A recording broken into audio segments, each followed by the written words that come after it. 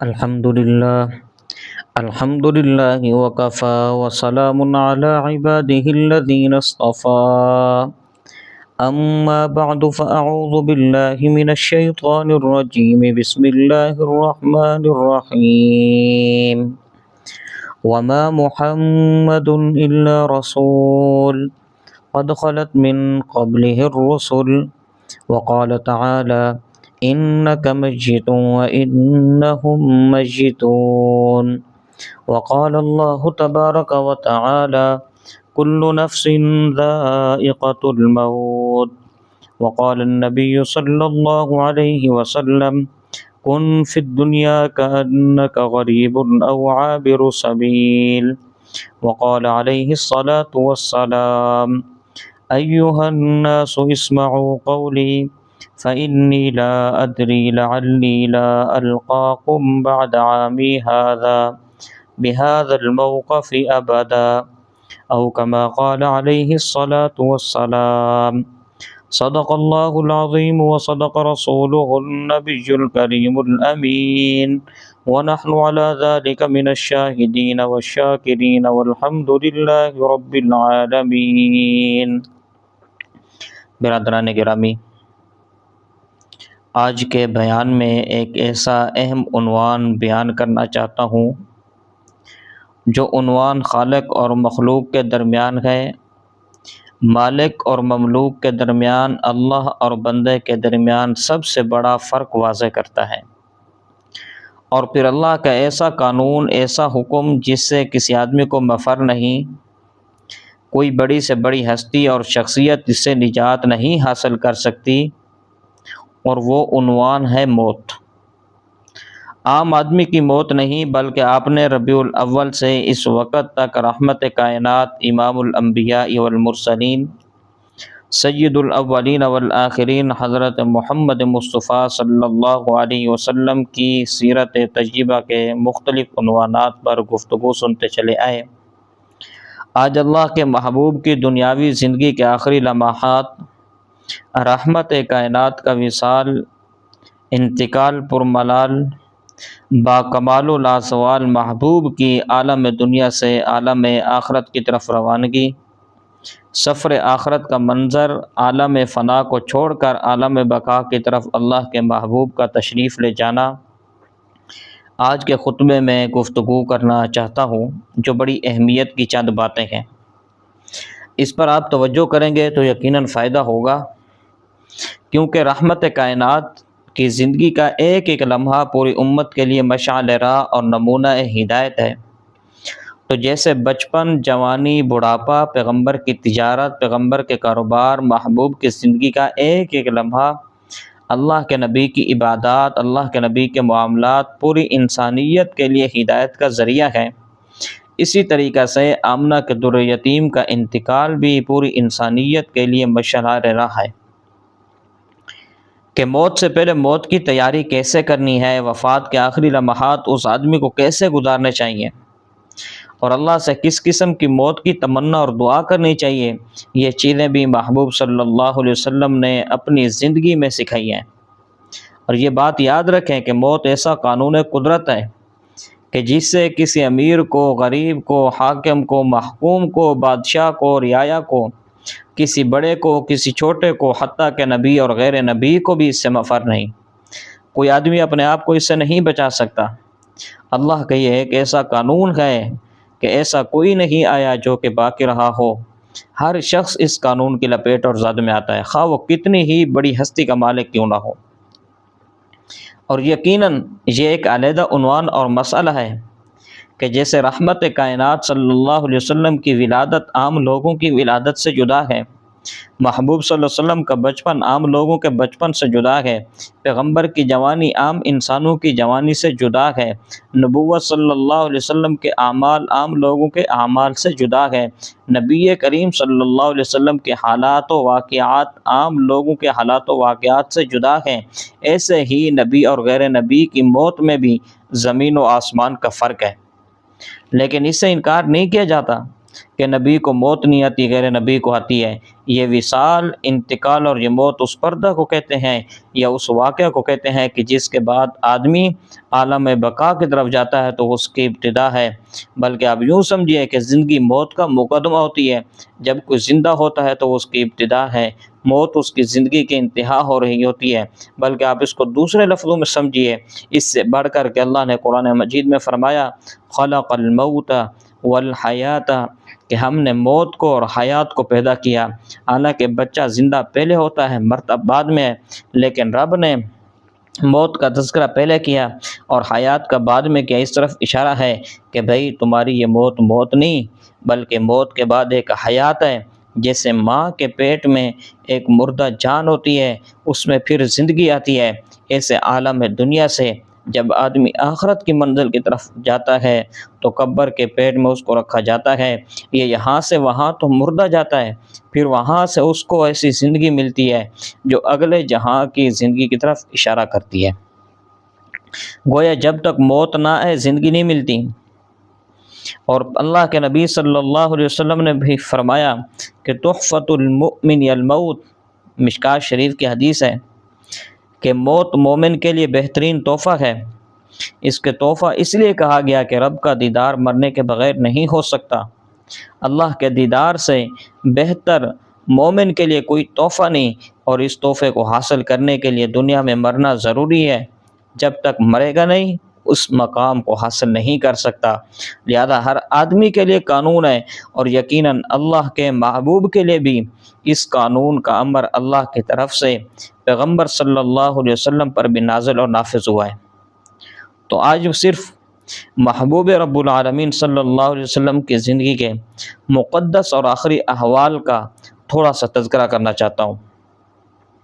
حجۃ الوداع پر 10 ہجری کو محبوب صلی اللہ علیہ وسلم تشریف لائے، آخری حج فرمایا۔ میدان عرفات میں 1 لاکھ سے زیادہ اللہ کے نبی کے پروانے جانثار وہاں پر موجود تھے۔ حجۃ الوداع کا خطبہ ارشاد فرمایا، میں اس خطبے کو نقل نہیں کرنا چاہتا، اگر میں اس پہ ٹھہر جاؤں تو میرا سارا عنوان رہ جائے گا۔ اس خطبے کا سب سے پہلا جملہ یہ تھا ایھا الناس، کہ لوگوں میں محمد نہیں جانتا کہ اس جہاں میں میری زندگی کے باقی کتنے دن ہیں۔ یہ کہنے کے بعد فرمایا، لوگوں یاد رکھنا شاید عین ممکن ہے اللہ کی تقدیر کا فیصلہ ہو۔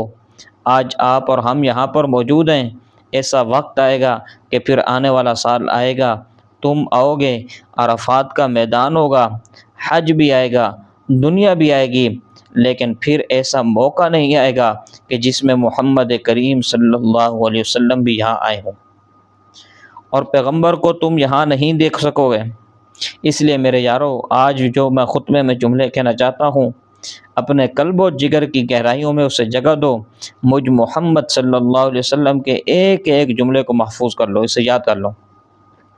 اس لیے میری زندگی کا مجھے کوئی پتہ نہیں کہ اللہ مجھے کس وقت اٹھا لیں۔ صحابہ کرام رضوان اللہ تعالی عنہم اجمعین متوجہ ہوئے، حضور صلی اللہ علیہ وسلم نے خطبہ ارشاد فرمایا، اور بڑا تفصیل اور اہم خطبہ تھا۔ اس خطبے کا اہم امر یہ تھا کہ لوگوں 2 ہدیے، 2 تحفے اور 2 عطیے تمہیں دے کر جا رہا ہوں، اگر ان دونوں چیزوں کو مضبوطی سے تھامے رکھو گے تو کبھی گمراہ نہیں ہو سکو گے، اگر ان کو چھوڑ بیٹھو گے تو تباہ و برباد ہو جاؤ گے۔ وہ 2 چیزیں جو تمہیں دے کر جا رہا ہوں وہ اللہ کا کلام اور مجھ محمد صلی اللہ علیہ وسلم کا طریقہ اور سنت ہے۔ محبوب صلی اللہ علیہ وسلم نے خطبہ ارشاد فرمایا۔ اس موقع پر انہی لمحات میں اللہ کے نبی صلی اللہ علیہ وسلم کی کیفیت دیکھ لی۔ محبوب صلی اللہ علیہ وسلم اس وقت اونٹنی پر سوار تھے، بہت بڑا اجتماع تھا، 1 لاکھ سے زیادہ مجمع تھا۔ اللہ کے نبی صحابہ کرام کی طرف چہرہ کرتے تھے، جس طرف رخ کرتے صحابہ کرام رضوان اللہ تعالی عنہم اجمعین نبوت صلی اللہ علیہ وسلم کا دیدار کر رہے تھے۔ ایک ایک جملے کو بعض مرتبہ رحمت کائنات نے 3 مرتبہ فرمایا تاکہ میری باتیں سب کو سمجھ آ جائیں، اور یہ کہنے کے بعد پھر ایک جملہ ارشاد فرمایا، میرے یارو مجھے اس بات کی شہادت دو، میرے رب نے جو مجھے دین دیا ہے میں نے تم تک وہ دین پہنچا دیا ہے۔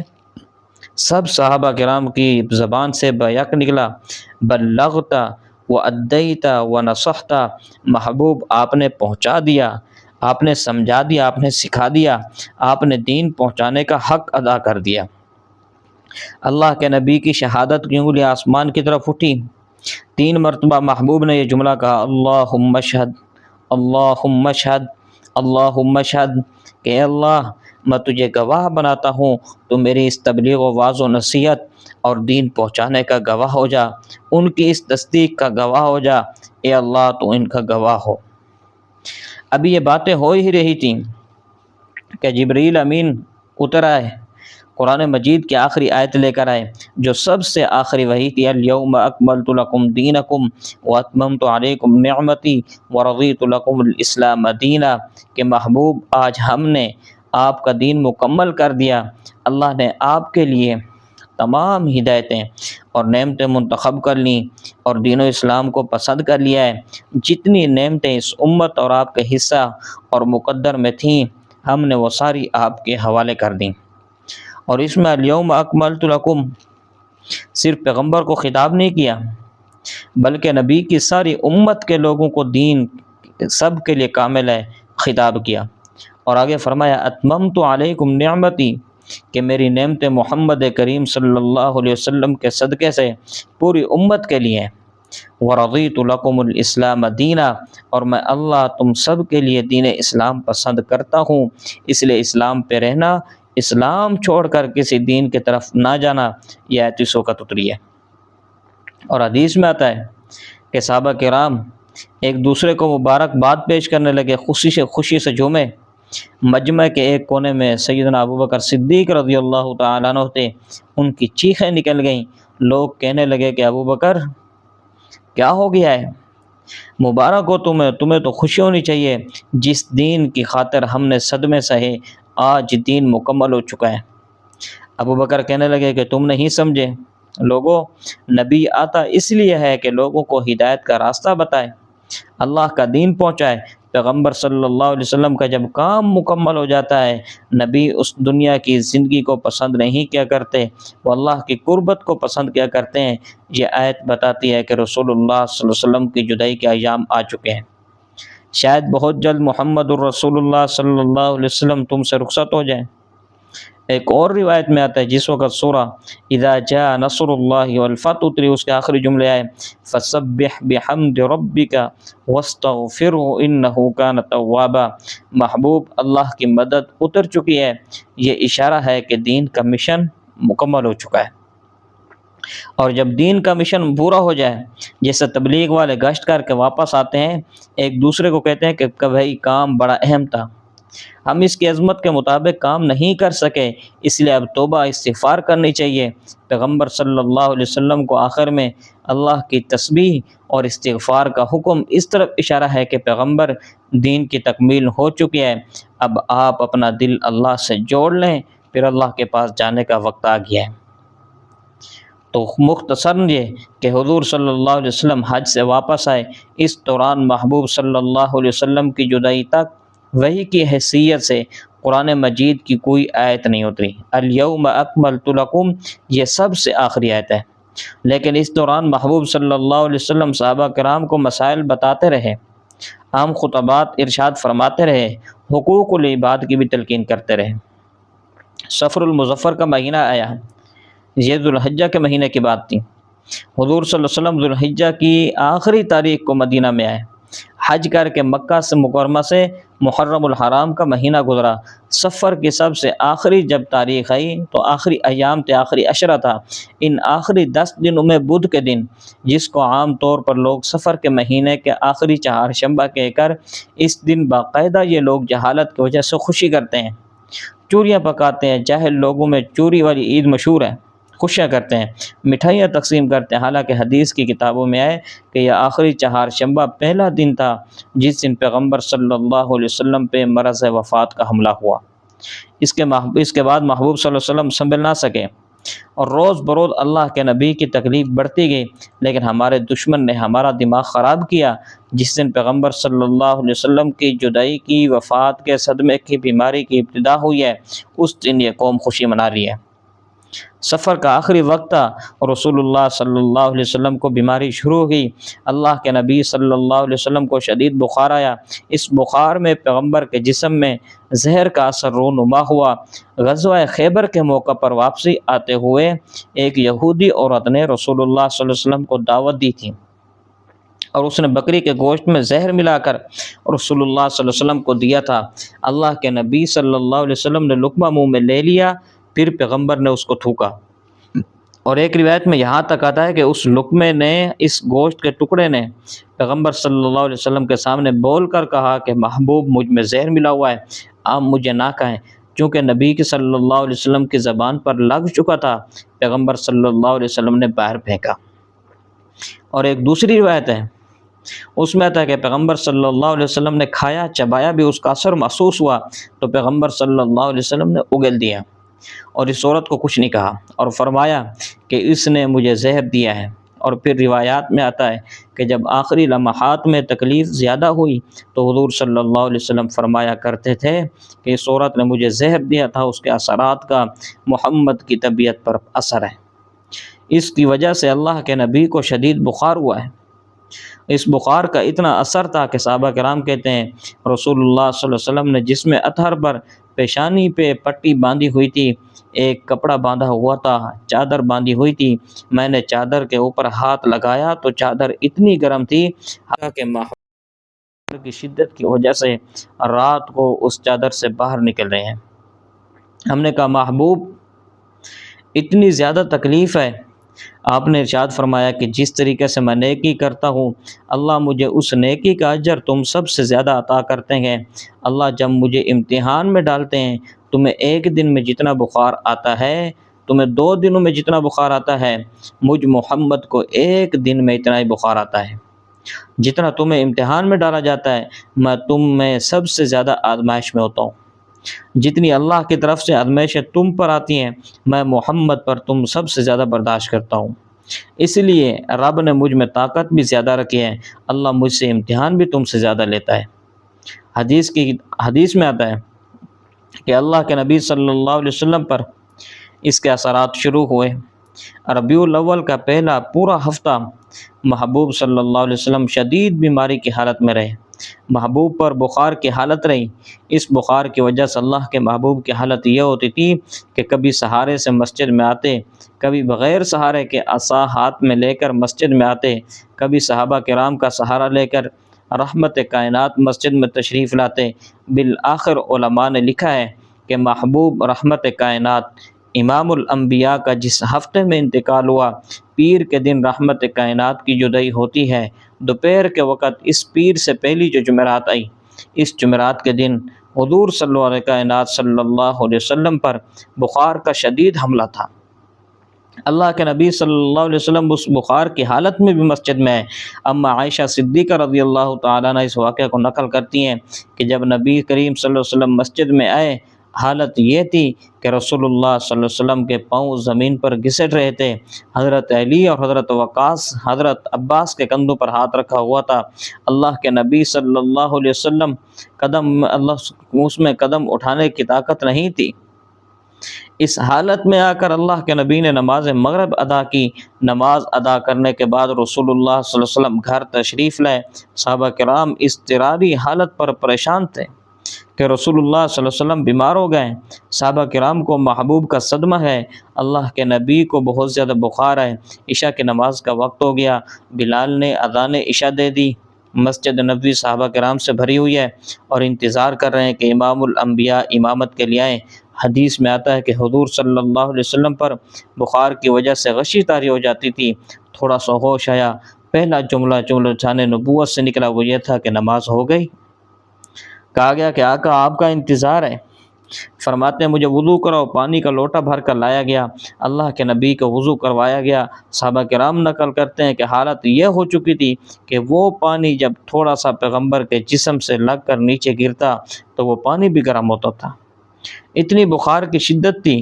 پھر آپ پر غشی طاری ہوگی، پھر کچھ دیر کے بعد ہوش آیا، پھر فرمایا نماز ہو گئی۔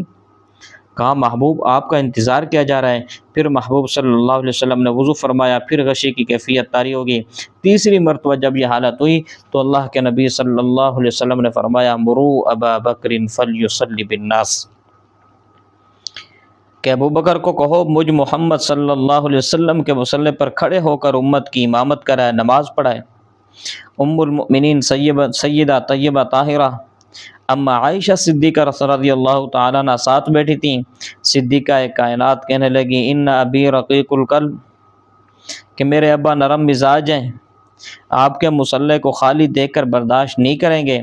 آپ عمر بن خطاب کو کہیے۔ حضور نے دوسری مرتبہ فرمایا مروا ابا بکر فلیصلی بالناس، صدیق کو کہو مصلی پر امامت کرائیں۔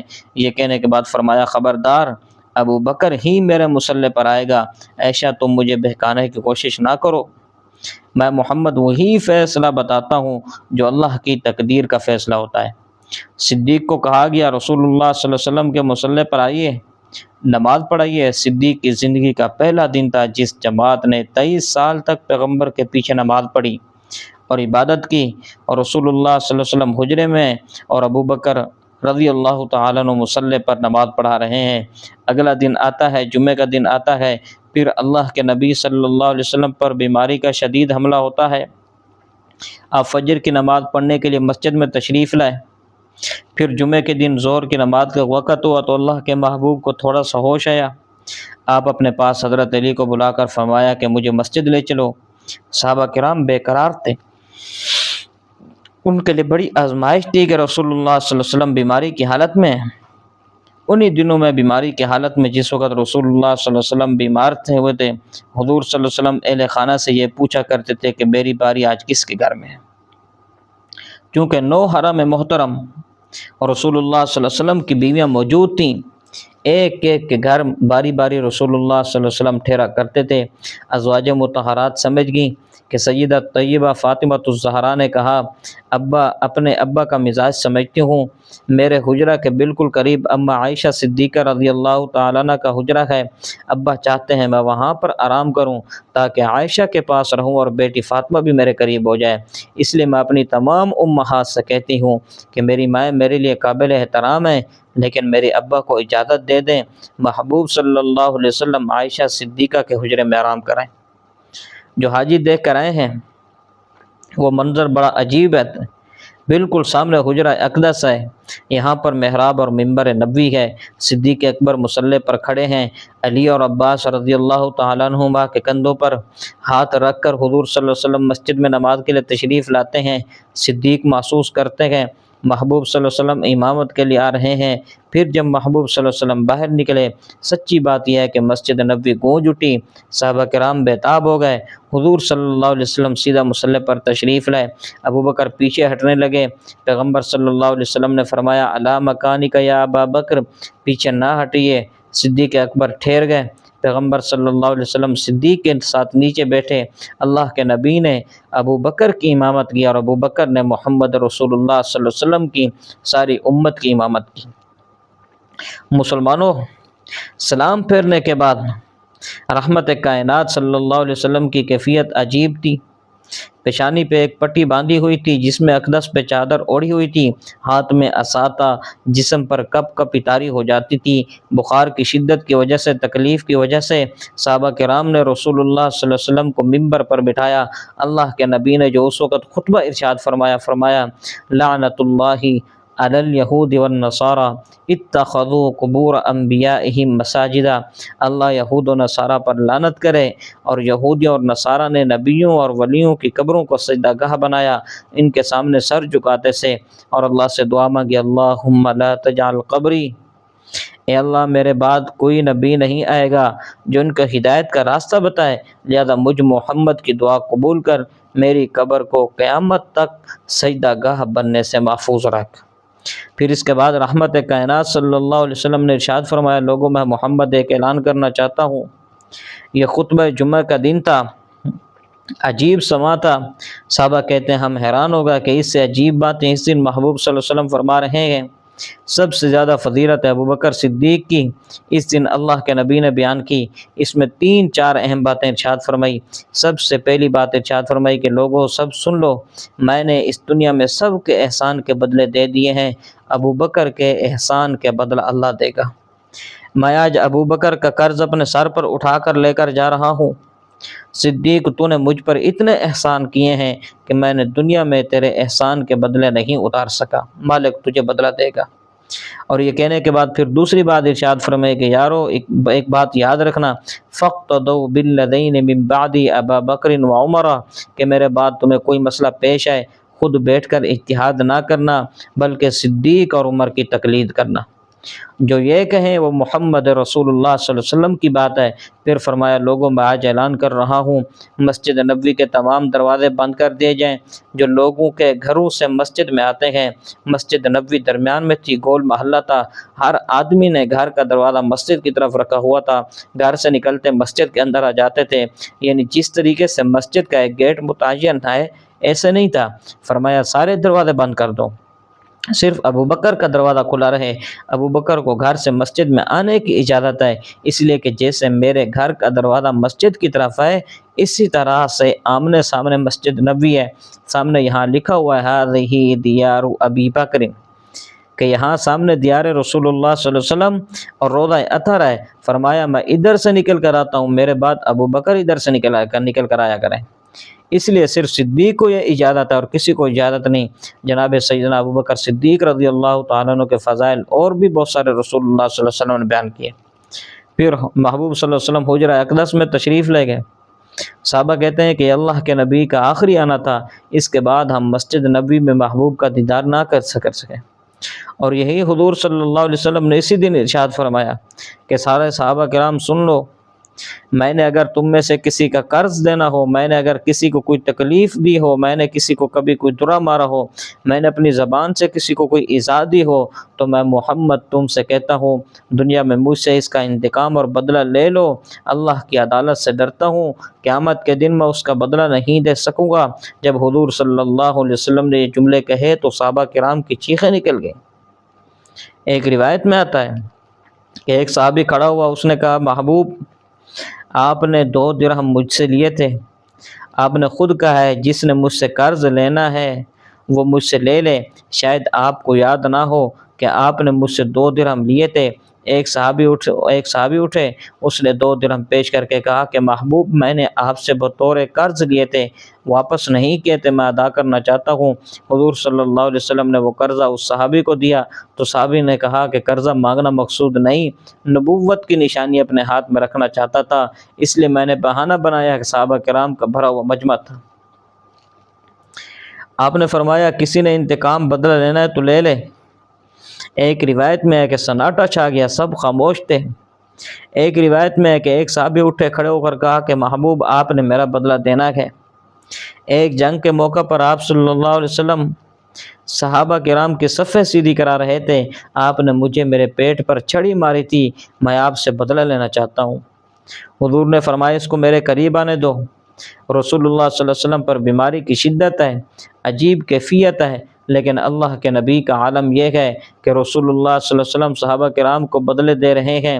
وہ صحابی قریب آیا، صحابہ کی چیخیں نکل گئیں۔ اس نے کہا کہ محبوب، آپ کے ہاتھ میں چھڑی تھی، آپ نے مجھے ماری تھی، وہی ماروں گا۔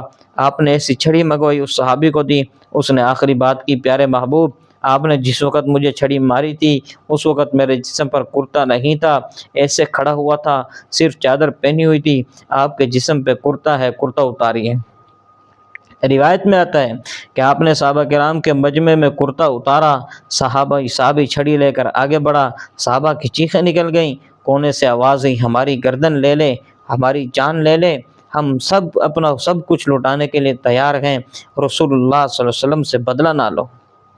صحابہ کہتے ہیں جب وہ آگے بڑھا تو ہم نے آنکھیں بند کر لی، ہم سے برداشت نہ ہو سکے گا، لیکن عجیب سما تھا، صحابی نے چھڑی پھینکی، قریب ہو کر نبوت کے سینے سے اپنا سینہ لگایا، حضور صلی اللہ علیہ وسلم کی ختم نبوت کی مہر کو بوسہ دے کر کہا محبوب، میں بدلہ نہیں لینا چاہتا تھا، کہا محبوب، میں تو ختم نبوت کی مہر کو بوسہ دے کر جہنم کی آگ کو اپنے اوپر حرام کرنا چاہتا تھا۔